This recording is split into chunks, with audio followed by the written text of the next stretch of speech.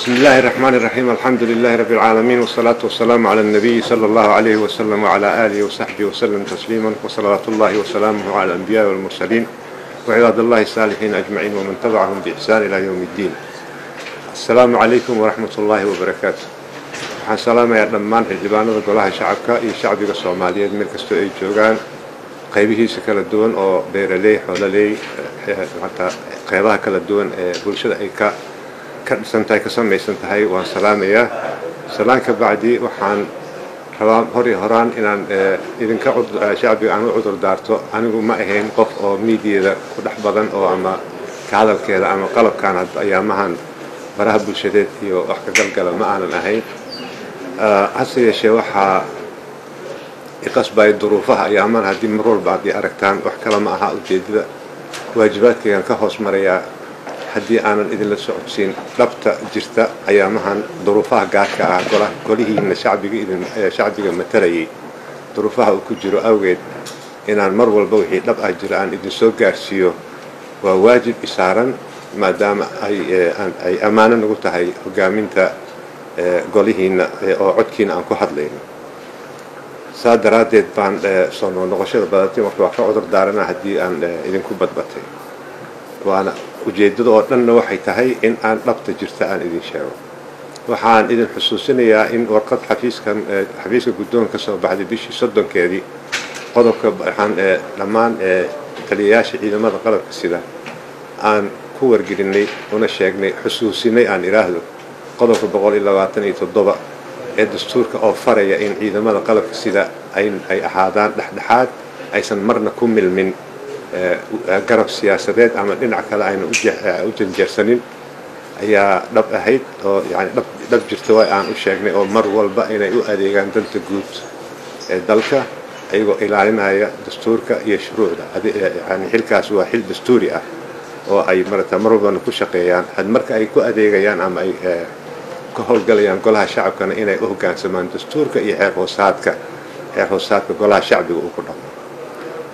saa daraadeed ayaa magaciisii xusuusintaasi maalinta dhaweyd aan sameynay. waxaa jirtay in xalay aan la shiray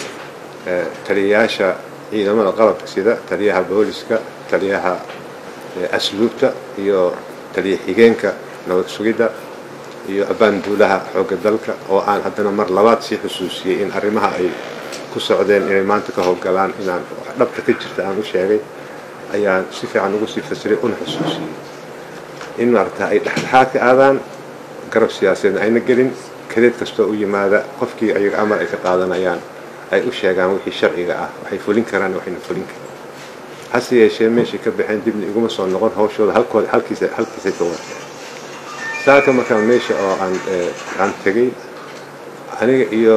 gudoomiye ku-xigeenka wada soconay iyo kaaliyaashayda oo xogeynteedii ayaa ila socdeen iyo dhowr qofood oo ilaalada haddii la ku roon yahay ilaalada guddoonka ah 11 qofood oo dharcad ah. waxaana lagu joojiyey raadi muqdisho. waxaa la yidhi halkan ma dhaafaysid jidka meesha lagu joojiyey. waan weydiinay war golahayga shacbigaan u socdaa yaa amarka idin siiyey inaad sidaan u galin iyo halgalay. wasiirka amnigaana siiyey oo saxiixana ka aamushay. marka arrimaha waxaa weeye golihii shacbiga oo annaka aan gelitaankiisa rabnay baa haddana sida loo galayo amar bixintii aan xusuusiyey. qofkana dhahayna waa nin generaal ah. marka arrimahaas nasiib darro weeyaan in lagu kaco. waxaa kaloo intaa dheer in kumaanku ciidan ah lagu soo daadsiyo magaalada iyo golaha shacabka oo shacbiga dhan u jeeday dadka dhan u jeeday. waxaa nasiib darro ah haddana in la yidhaahdo golihii shacbiga gudoomiyihii golaha shacabka ayaa wuxuu qabsaday golihii shacabka oo haddii allah wanabi calaykum 11 qofood oo askari baan ku qabsan karaa golaha shacabka. marka arrintaasi waxaa weeye say u muuqato waxyaabo kale loola dan leeyahay dhabtaas inaad ogaataan waa lagama maarmaan. waxaa kaloo dhacday in qodobka 38aad ee xeer hoosaadka wuxuu si qeexan u sheegayaa in qof askari ah aan soo geli karin ciidan ah aan soo geli karin golaha gudihiisa iyadoo amar aan laga haysanin hab dhowraha oo u xilsaaran asoo ku shaqeynaya amarka gudoomiyaha habdhowraha u xilsaaran qofka soo galaya marka loo baahan yahay inuu soo gal la yiraahdo hase yeeshee markaan meesha galay waxaan ugu tagay meesha oo magaciisa kontomey lixdamey wax ka badan oo ciidan ah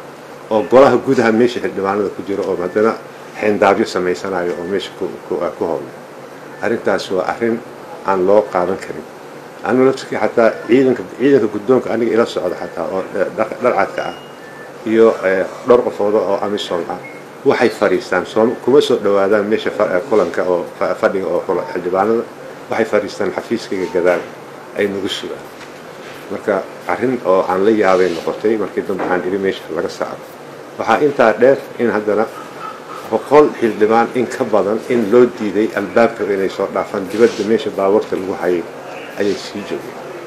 marka waa jawaari baa wax qabsaday golihii shacabka qabsaday guddoomiyihii golaha shacabka wuxuu qabsaday golihii shacabka waxay la mid tahay madaxweynaha madaxtooyada qabsaday oo kale marka waxaan wax lagu qoslo waayo wax lagu hadla ma aha waxaan aad iyo aad uga xumahay wararka noocaas oo kale oo la bixiyo iyo kunkaas oo ciidan oo loo soo bixiyay dhowr xildhibaan oo shiraysa loo soo bixiyo oo haddana dabaabaadkoodii waxooda dhan wataan in la yidhahdo golaha shacabka ayaa guddoomiye qabsaday ama markii dadkaasi oo loo baahdo markii cadowbaa lala diriraa la yidhahdo kunkaasi meesha aan ku arkayn xalay ilaa maanta aan la helin waa nasiib daro taa iyadana ah marka sidaa daraaddeed waxaan shacbiga ku wargelinayaa ma jiraan wax oo markaa ma jiro wax oo waxyaabaha ay maqleen iyo wax lala diriray iyo qof oo ciidan oo gacan qaaday wax ma dhicin alxamdulilah waxyaabaha hadda oo meelaha lagu soo qorqoray iyo sharootooyinka lasoo dhadhijiyey meeshii ay ka dhacday annaka meel waxaan ka naqaano maaha intaasoo dhan waa masabid waxaa loola jeedana waa waxyaalo kale waa nasiib daro aniga oo cudur daaraya dhammaan taliyayaasha oo arrintaas ka hadlay waayo culays xoog leh baa saaran marka ha loo naxariiso wax kastoo ay maalmahan ku dhacaan insha allah waa walaalo fiican waan aqaanaa aqoon fiican bay leeyihiin waan ogahay sharciga inay yaqaanaan laakiin duruufo iyo culaysyo badan oo kadeed ku haya ayaa jira marka shacbigana waxaa anaa uga cudur daaraya saaxiibadeyda waa niman fiican oo shaqadooda yaqaano ciidankeena waa ciidan fiican يعني ciidankii maanta socday askarta wax dhibaato ah ma jirin laakiin amarada la siinay ayaa qalad ah marka waa intaas aan kusoo gabagabeeyo maanta inta dhacday inta ahayd